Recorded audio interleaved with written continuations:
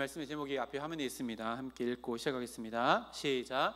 기적이 아니라 기적의 하나님을 이라는 제목으로 함께 말씀 나누겠습니다. 먼저 광고 드리겠습니다. 우리 6월 6일 날 1일 수양회에 관한 광고입니다. 65세 이상 되시는 분들은요, 신분증을 필히 지참해 달라는 요청이 있습니다. 경로 우대로 식물원이 무료 입장 가능하다고 합니다. 꼭 챙겨와 주시고요. 7시에 출발인데요, 55분까지 오셔서 인원 점검한 후에 출발하도록 하겠습니다. 그리고 아침은 간단히 떡으로 준비되어져 있다고 합니다. 그래서 6시 55분까지 6월 6일 금요일 날 이제 신분증, 65세 이상 어르신들은 신분증 지참하셔서 오시면 감사하겠습니다. 그리고 나가실 때 그 양파를 준비했습니다. 가지고 한 뭉치씩 가지고 가시면 되겠습니다. 저희 부모님 농사 지으신 건데요, 월요일에 가서 가지고 왔습니다. 한 봉다리씩 들고 가시면 되겠습니다. 기적이 아니라 기적의 하나님을 이라는 제목으로 함께 말씀 나누겠습니다. 우리 오늘 옆에 있는 분들에게 오늘도 이렇게 인사하겠습니다. 오늘도 여전히 빛나십니다. 인사하겠습니다. 오늘도 여전히 빛나십니다. 오늘도 여전히 빛나십니다. 아멘. 우리는 생명의 빛을 품고 있는 자들이기 때문에 그렇습니다. 이 사실을요, 늘 잊지 말아야 합니다. 우리가 가는 곳곳마다 어둠이 물러나고 빛나야 하는 존재로 우리를 불러주셨습니다. 세상이 점점 어두워진다 할지라도 희망이 있는 것은요, 우리가 있기 때문에 그렇습니다. 이 땅 가운데 하나님께서 우리를 남겨놓으신 이유가요, 우리를 통해서 이 세상의 어둠을 밝혀내기 위함이고요, 이 세상에 썩어져 나가는 것들의 소금 역할을 감당해내기 위해서 우리를 세우셨습니다. 그 시대적인 사명을 넉넉히 감당해내는 우리 모두가 되기를 주님의 이름으로 축복합니다. 말씀을 준비하다가 1절에서 12절까지 준비하다가 분량이 너무 많아져서요, 1절에서 4절까지 끊었습니다. 오늘 1절에서 4절까지 함께 말씀을 나누겠습니다. 15장의 말씀을 잠깐 살펴보면요, 15장에서 예수님은 이방인의 지역인 두로와 시돈, 그리고 갈릴리 바다 위쪽으로 해서 갈릴리 동쪽, 북동쪽으로 이렇게 여행하시면서 구원에는 유대인뿐만 아니라 유대인을 넘어서서 경계선이 없다라고 하는 것들을 선포하시는 사역을 이방인의 땅에서 행하시다가 또 이제 유대 땅으로 들어오셨습니다. 오늘 본문이 이렇게 유대 땅으로 들어오시는 사건인데요, 들어오시자마자 예수님을 기다리고 있었던 사람들이 있었습니다. 예수님을 좋아하고 쫓아다니며 예수님을 사랑하는 자들이 아니라 예수님을 시험하려는 자들이었습니다. 오늘 말씀해 보니까요, 그 사람들이 바리새인들과 사두개인들이다 라고 이렇게 나오는데요, 예수님께서 가는 곳곳마다 놀라운 기적과 또 놀라운 하나님의 말씀을 선포하셨지만 그와는 반대로 또 예수님의 대적들이 계속해서 일어나고 있는 모습을 우리들에게 보여줍니다. 마태는 다시 유대 땅으로 돌아오신 예수님을 맞이했던 사람들이 바리새인들과 사두개인들이다라고 이렇게 기록하고 있는데요, 오늘 말씀에 지난 15장에 보면 예수님께서 정결 예식에 대해서 다투실 때 그 대적들은 바리새인들과 서기관들이었습니다. 근데 지금 오늘 본문 말씀에는 사두개인들이 등장하는데요, 마태복음에서 정말 오랜만에 등장하는 등장인물입니다. 언제 처음 나왔냐면요, 마태복음 3장에 요한이 세례를 베풀 때 세례 베푸는 현장 가운데 바리새인들과 사두개인들이 찾아오는 장면에서 사두개인들이 등장합니다. 그러다가 오늘 본문에 이렇게 등장하게 되어지는데요, 사실은요, 이 바리새인들과 사두개인들이라고 하는 이 조합 자체가 굉장히 신비롭고 뭔가 잘 맞지 않는 퍼즐과 같은 조합입니다. 왜냐하면요, 이 바리새인들과 사두개인들은 가지고 있는 세계관이 전혀 다릅니다. 그러니까요, 삶을 대하는 사고방식이 전혀 다른 무리들이 바리새인들과 사두개인들입니다. 어떻게 다르냐면요, 세계관이 다를 뿐만 아니라 그들이 믿고 있는, 가지고 있는 교리까지도 완전히 다릅니다. 바리새인들은요, 회당을 중심으로 활동하고 또 이스라엘 백성들을 상대하는 자들이 바로 이 바리새인들인데요, 이 바리새인들은 지난 시간에 살펴봤던 것처럼 모세 오경을 가지고 있고 또 다른 하나가 있죠, 장로들의 전통을 가지고 있으면서 이것을 자기네들이 지킬 뿐만 아니라 회당에서 이것을 가르치면서 유대인들에게 이런 삶을 살아가야 한다라고 가르칩니다. 그래서 회당 중심으로 활동하는 사람들이 이 바리새인들이라고 할 수 있습니다. 그런가 하면 이 사두개인들은요, 성전을 중심으로 활동하는 사람들입니다. 제사장 가문이고요, 혈통 중심적인 그룹이 이 사두개인입니다. 이 사두개인은 성전 중심으로 있고 종교 지도자 역할을 하는 사람들이기 때문에요, 정치와 굉장히 밀접한 연관을 가지고 있는 사람들이 이 사두개인입니다. 그래서 사두개인들은 대부분 다 귀족에 속한 그룹입니다. 제사장 가문에 속해 있기 때문에 그렇습니다. 그래서 이 사두개인들은요, 성향 자체가 굉장히 친정권주의이고요, 또 권력을 지향하는 무리들이 바로 이 사두개인들입니다. 그러니까 바리새인들과 사두개인들은요, 정치적인 색깔도 다르고 가지고 있는 세계관도 전혀 다릅니다. 사내들인이라고 하는 유대인의 공회가 있는데요, 71명으로 구성되어져 있습니다. 이 71명으로 구성된 사내들인 공회원의 회장, 의장이 누구냐면 대제사장인데요, 제사장 그룹이었던 사두개인들이 그 모든 의장 역할을 감당하고 있기 때문에 굉장한 권력을 가지고 있는 그룹이 이 사두개인들입니다. 그리고 성전을 쥐락펴락하고 있기 때문에요, 성전에서 나오는 모든 상거래 일어나는 제사 그 재물을 왔다 갔다 거래하고 이 모든 것들이 다 사두개인들이 쥐락펴락하는 자들입니다. 그리고 바리새인들과는 달리 이 사두개인들은 모세 오경만을, 장로들의 전통은 중요하지 않고 모세 오경만을 경전으로 삼고 있는 그룹들입니다. 그리고 교리 가운데도 굉장히 극하게 다른 하나가 있는데요, 그게 뭐냐면 바리새인들과 사두개인들의 대표적으로 다른 교리는요, 부활입니다. 바리새인들은 부활을 믿었습니다. 그런데 사두개인들은 부활을 절대 믿지 않았습니다. 바리새인들은 죽음 이후에 세계도 있다라고 믿고 살았지만 사두개인들은요, 죽으면 끝이 나고 모든 것이 다 소멸된다라고 이렇게 생각하며 살아갔던 사람들이 사두개인들입니다. 그러니까요, 사두개인들은요, 굉장히 현실 중심적인 사고를 하며 살아갑니다. 그래서 지금 현세, 내가 누리고 있는 지금 이 시대의 현세적인 복을 지향할 수밖에 없는 그룹이 사두개인인데요, 그래서 부와 권력 이런 것들을 쫓는 그룹이 사두개파라고 이렇게 이야기할 수 있습니다. 근데 오늘 말씀 보니까요, 이 두 그룹이 하나 될 수 없는 그룹임에도 불구하고 바리새인들과 사두개인들이 함께 합력하여서 예수를 찾아왔습니다. 왜 그럴까요? 바리새인들의 입장에서도 또 사두개인들의 입장에서도 예수님이 자신들의 기득권을 해치는 공공의 적이었기 때문에 그렇습니다.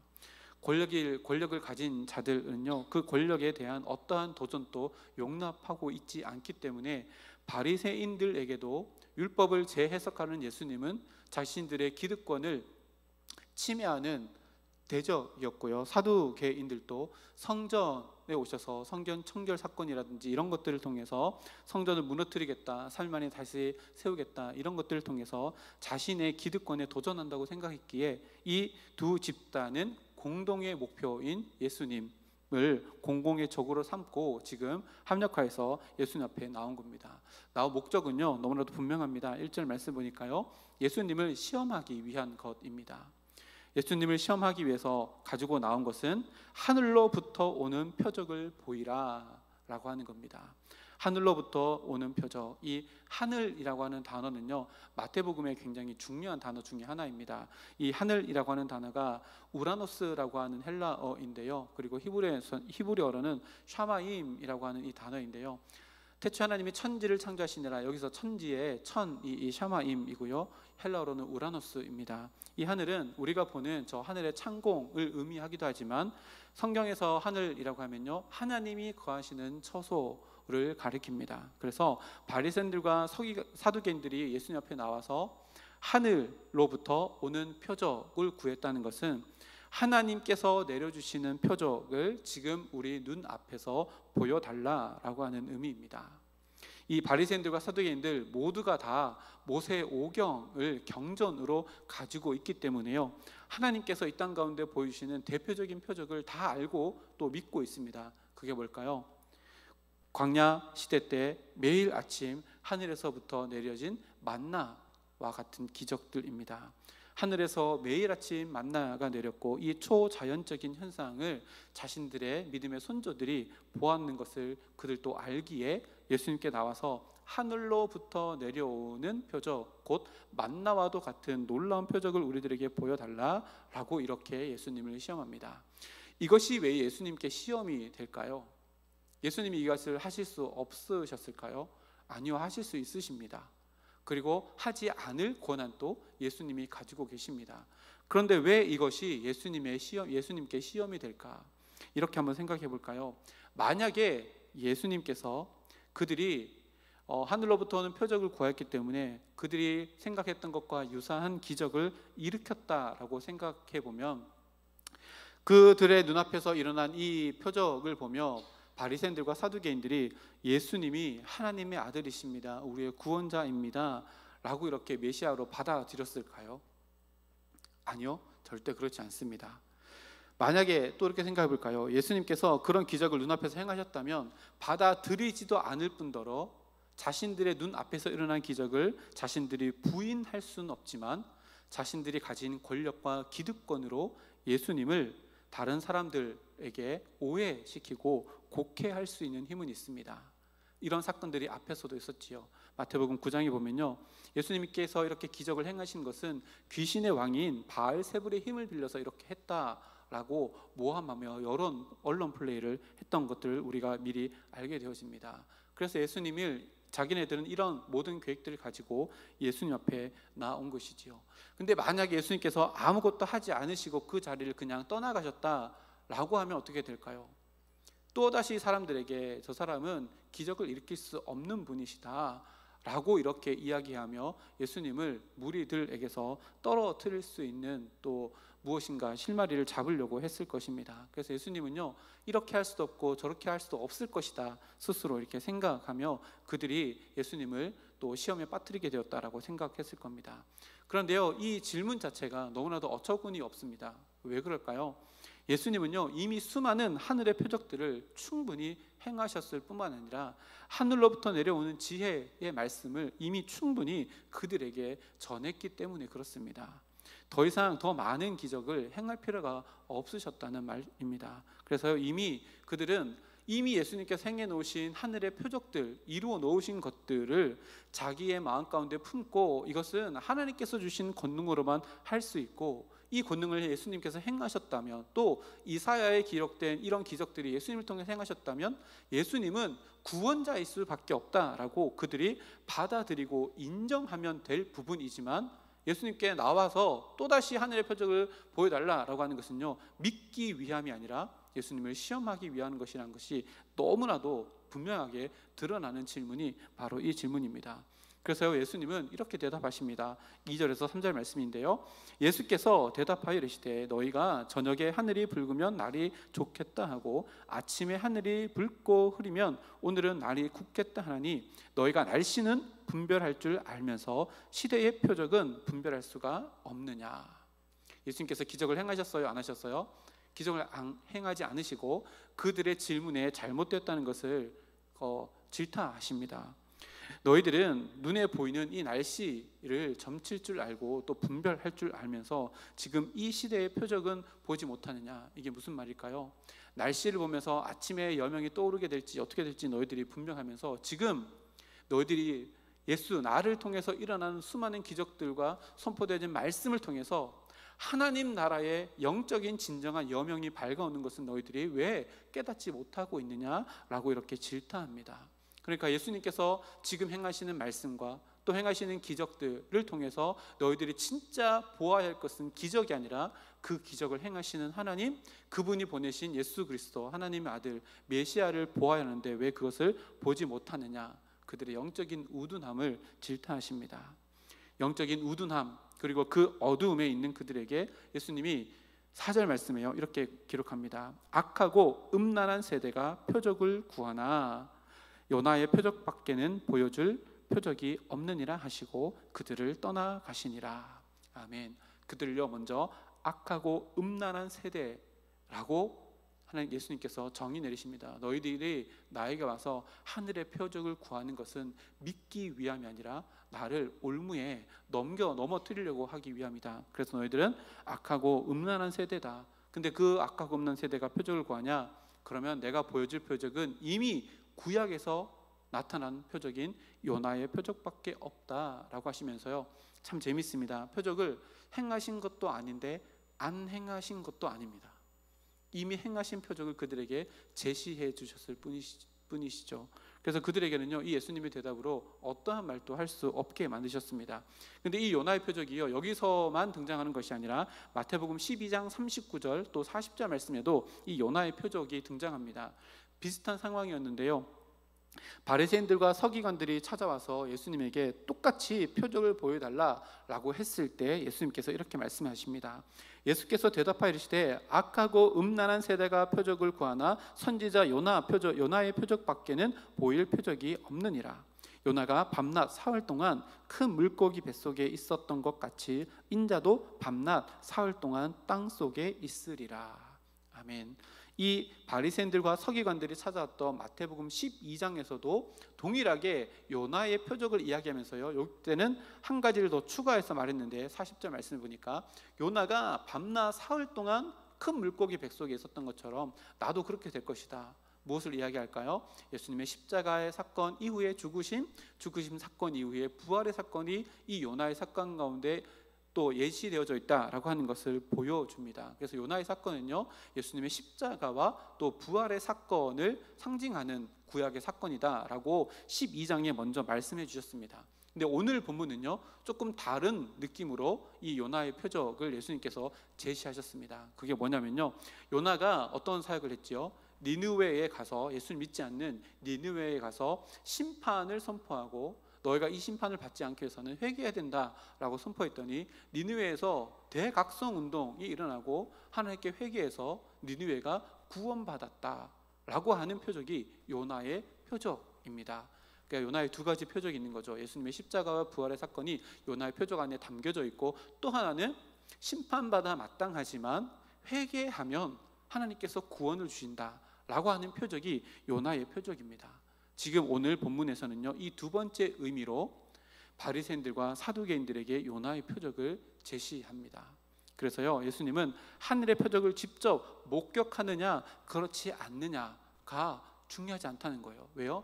요나의 표적은 지금 그들의 눈앞에서 일어난 것이 아니라 이미 구약시대 때 일어난 사건이지만 그 사건을 통해서 기적이 아니라 그 기적을 행하시는 하나님의 진짜 의도를 너희들이 믿느냐 믿지 않느냐가 더 중요하다라고 하는 의미로 요나의 표적밖에 내가 너희에게 보여줄 것이 없다라고 이 요나의 표적 한 단어에 굉장히 많은 의미를 담아서 그들에게 말씀을 증거합니다.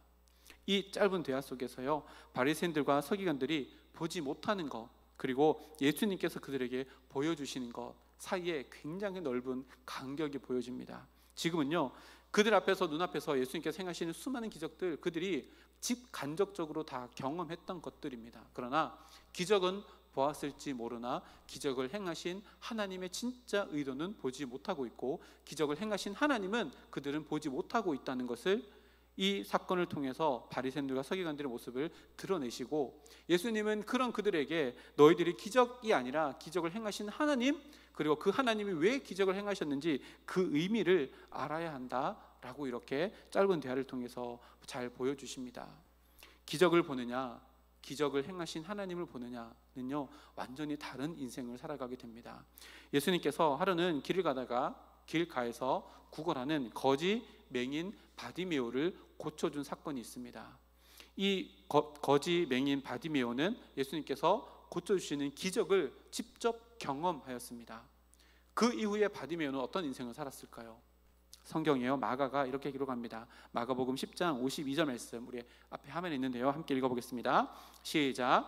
예수께서 이르시되 가라, 내 믿음이 너를 구원하였느니라 하시니 그가 곧 보게 되어 예수를 길에서 따르니라. 아멘. 여기 보니까요, 예수님께서 가라, 내 믿음이 너를 구원하였다라고 하고 길가에서 구걸하던 거지 맹인 바디메오를 고쳐주시고, 이제 네가 자유의 몸이 되었으니 너가 이제 자유를 가지고 너 갈 길을 가라 라고 했더니요, 곧 보게 돼요. 뭘 본 거예요? 자기가 보게 되어서 기적을 보게 된 거죠. 근데 그 기적을 보게 된 이후에 이 맹인 바디메오의 삶은요, 기적을 쫓아가는 것이 아니라 기적을 베푸시는 예수님을 따라갔다라고 기록합니다. 그러면 이 거지 맹인 바디메오가 진짜 본 것이 뭐예요? 기적이 아니라 기적을 베푸시는 예수님을 바라보는 인생을 살았다라고 마가가 이렇게 기록합니다. 그래서요, 기적을 바라보며 살아가느냐, 기적을 행하시는 하나님을 바라보고 살아가느냐라고 하는 것은요, 엄청나게 큰 차이를 가지고 있다는 것을 우리가 알게 되어집니다. 우리가 16장을 봤잖아요. 15장에 가나안 여인의 모습을 보면 또 동일합니다. 예수님께서 두로와 시돈에 가셨습니다. 거기서 가나안 여인을 개 취급했지만 개도 주인의 상에서 떨어지는 부스러기를 먹지 않습니까? 라고 고백했던 이 가나안 여인에게 기적을 베풀어 주셨습니다. 기적을 베풀어 준 이후에 이 가나안 여인이 어떻게 해요? 예수님을 영접하고 구원받은 백성이 되었습니다. 기적을 바라보는 것에서 멈추지 않고 기적을 베푸시는 하나님을 바라보는 인생으로 바뀌어졌다라고 15장에 기록합니다. 근데요, 같은 기적을 보고서도요, 기적만 바라보는 사람이 있는가 하면요, 그 기적을 행하시는 하나님 예수님을 바라보며 살아가는 사람이 있다는 것을 오늘 이 바리새인들과 사두개인들의 모습을 통해서 우리들에게 보여줍니다. 그래서요, 인생 속에서 진짜 중요한 게 뭘까요? 세상 사람들의 인생 가운데 가장 중요한 것은요, 기적과 같은 일들이 많이 일어나는 것들입니다. 승진을 하고 돈을 많이 벌고 로또에 당첨이 되고 내가 바라지도 않았고 원하지도 않았는데 의외의 행운이 막 찾아오고, 이런 기적들이 자기 삶 가운데 많이 채워져 나가는 거 세상에서 바라고 원하는 일들입니다. 그런데 오늘 말씀에 보니까요, 우리 인생 속에서 진짜 중요한 것은요, 기적의 많고 적음이 아니라 그 기적을 통해서 내가 무엇을 바라보고 있느냐가 더 중요하다는 사실을 우리들에게 보여줍니다. 우리가 기도할 때도요, 마찬가지입니다. 내가 기적을 바라보며 기도하는가, 아니면 내 삶 가운데 기적을 행하시는 하나님의 얼굴을 구하며 기도하는가. 이거는요, 기도의 차이가 엄청나게 큰 차이입니다. 구약으로 한번 가볼까요? 이스라엘 백성들이요, 모세와 함께 출애굽을 하였습니다. 출애굽할 당시에 10가지 재앙이 애굽 땅에 내려졌고, 마지막 재앙이 뭐였어요? 장자의 죽음이잖아요. 장자의 죽음의 재앙을 보고 애굽 왕 바로 왕이 그 기적을 보고, 야, 더 이상 안 되겠다, 너희들 이제 떠나가라 라고 해가지고 출애굽하게 되어지고, 첫 번째로 만났던 것이 뭐예요? 홍해입니다. 이스라엘 백성들이 출애굽, 하나님께서 10가지 재앙, 10가지 기적을 이끌어 세운 이후에 출애굽해서 첫 번째 간 것이 홍해인데요, 앞에는 홍해가 가로막고 있습니다. 근데 뒤에는 또 누가 따라와요? 자기네들을 보내준 바로가 마음이 변심하여서 그들을 잡아오라고 군대를 보내서 뒤에는 군대가 따라옵니다. 이 위기 상황 가운데 하나님께서 어떻게 하셨을까요? 또다시 기적을 베푸십니다. 출애굽기 14장 21절 22절 말씀인데요, 모세가 바다 위로 손을 내밀매 여호와께서 큰 동풍이 밤새도록 바닷물을 물러가게 하시니 물이 갈라져 바다가 마른 땅이 된지라. 이스라엘 자손이 바다 가운데를 육지로 걸어가고 물은 그들의 좌우에 벽이 되니. 아멘. 벽이 되었습니다. 이렇게 마치 수족관처럼 벽이 되었습니다. 그래서 넌센스 퀴즈 할 때 최초의 수족관이 어디죠? 이러면 이제 홍해 이렇게 넌센스 하기도 하잖아요. 그 기적이 일어났습니다. 그리고 그 기적을 직접 이스라엘 백성들이 경험하면서 홍해를 마른 땅처럼 건너갔습니다.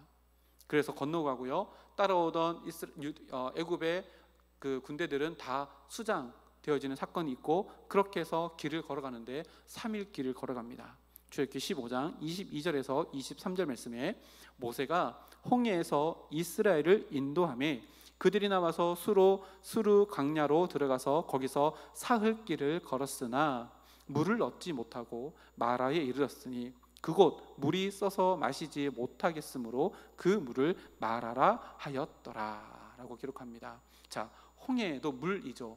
물로 하나님께서 기적을 베푸시고 또 3일 길을 걸어갔는데 물 때문에 목말라서 힘들어하고 어려워합니다. 자, 홍해의 기적을 바라본 이스라엘 백성들이 지금 할 수 있는 것이 뭘까요? 야, 홍해를 쥐락펴락 하신 하나님이시면 지금 우리 목마른데 마라에 있는 이 물은 써서 못 먹는데 이 물을 바꿔줄 수 있지 않을까? 라고 하나님께 엎드리면 됐을 텐데 그렇게 했을까요? 아니요, 그렇게 못했습니다. 그렇게 못하고 하나님을 원망합니다. 24절 말씀해 보니까요, 백성이 모세에게 원망하여 이르되 우리가 무엇을 마실까 하매. 자, 이 부분에서 가만히 보세요. 이스라엘 백성들이 홍해 사건을 통해서 무엇을 봤어요?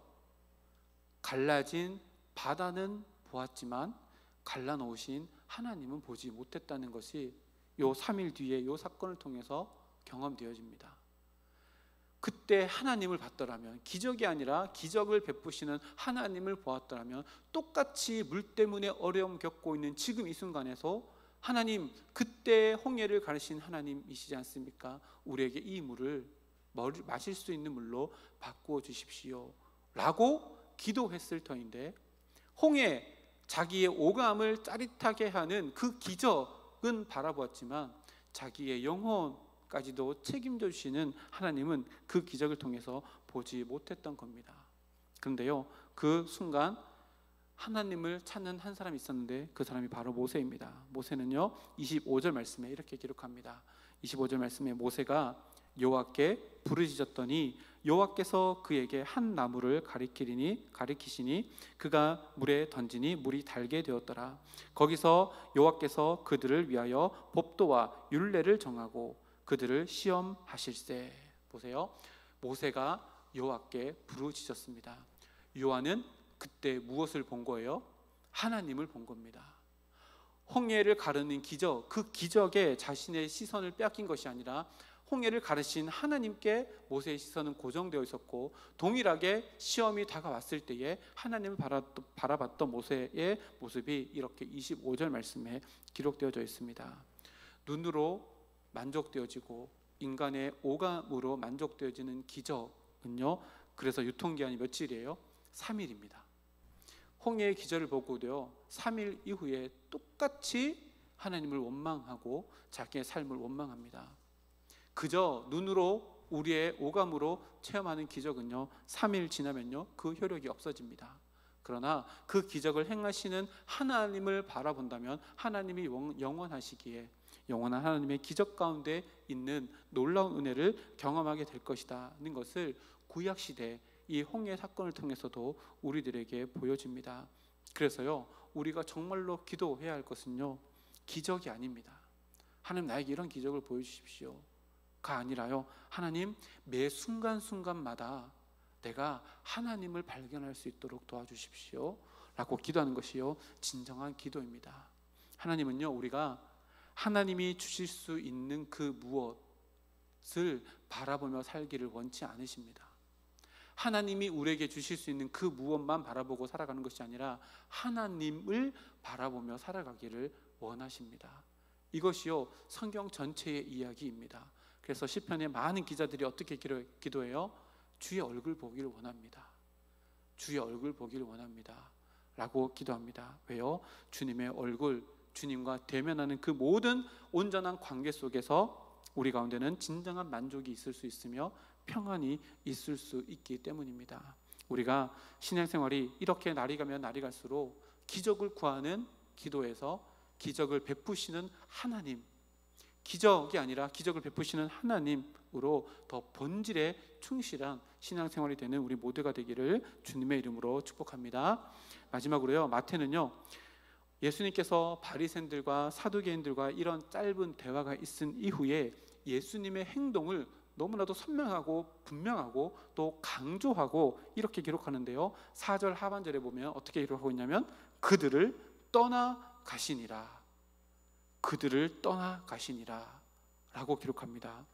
다르게 표현해도 되거든요. 다른 곳으로 들어가셨다라고 표현해도 되지만 그들을 중심으로 그들을 떠나가셨다라고 이렇게 기록합니다.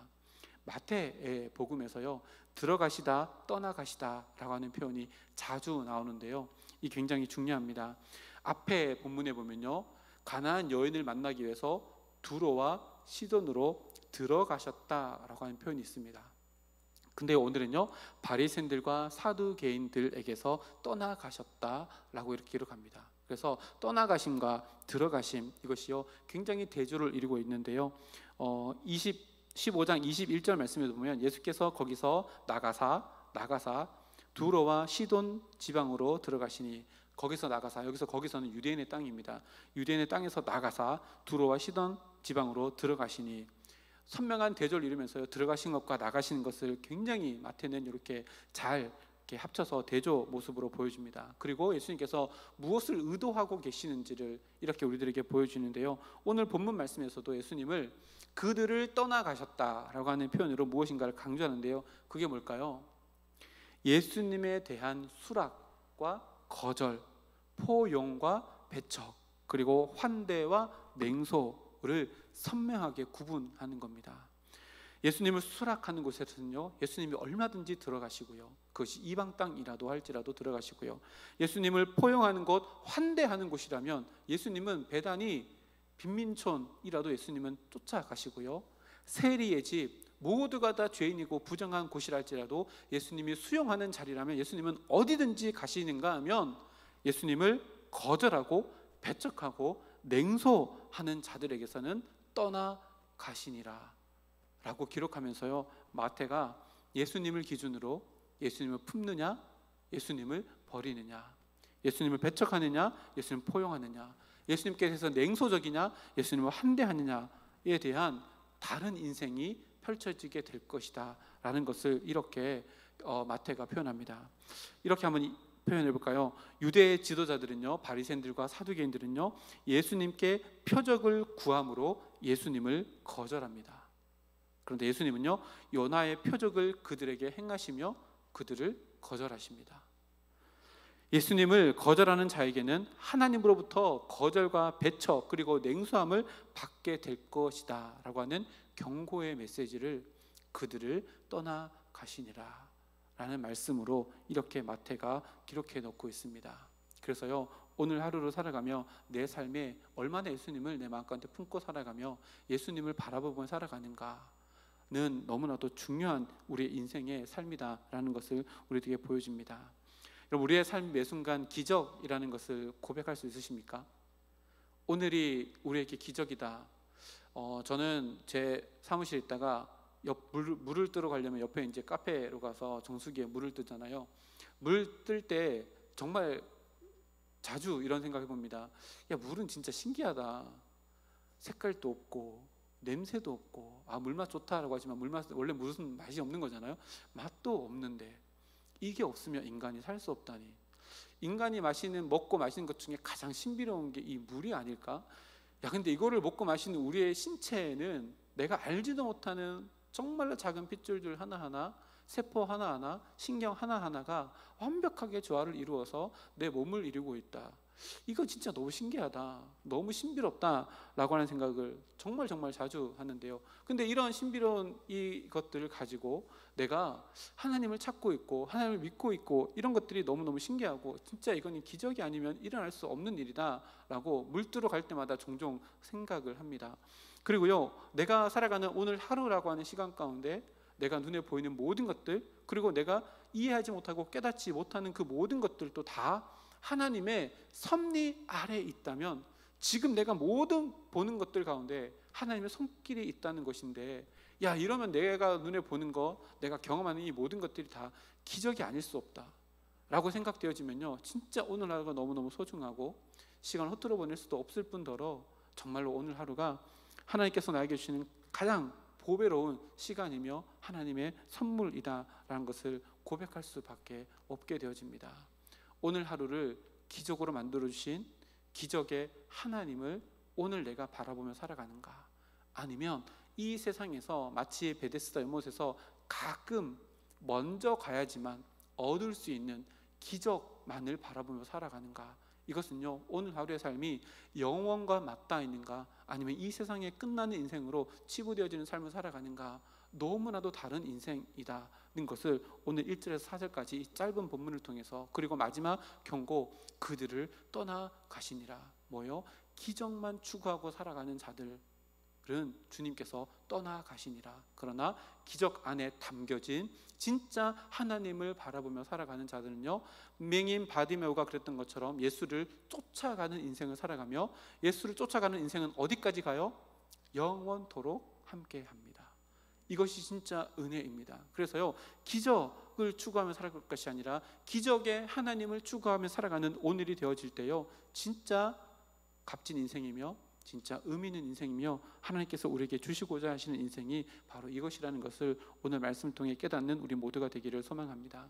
그래서 중요한 것은요, 그 모든 기적을 선하게 이끌어 가시는 하나님이 내 삶의 어떠한 상황 속에서도 나를 붙들고 있다는 믿음으로 살아가는 것이 중요합니다. 때로는 인생을 살아가다 보면 일어나지 않았으면 하는 현실이 우리의 눈앞에 닥쳐오기도 합니다.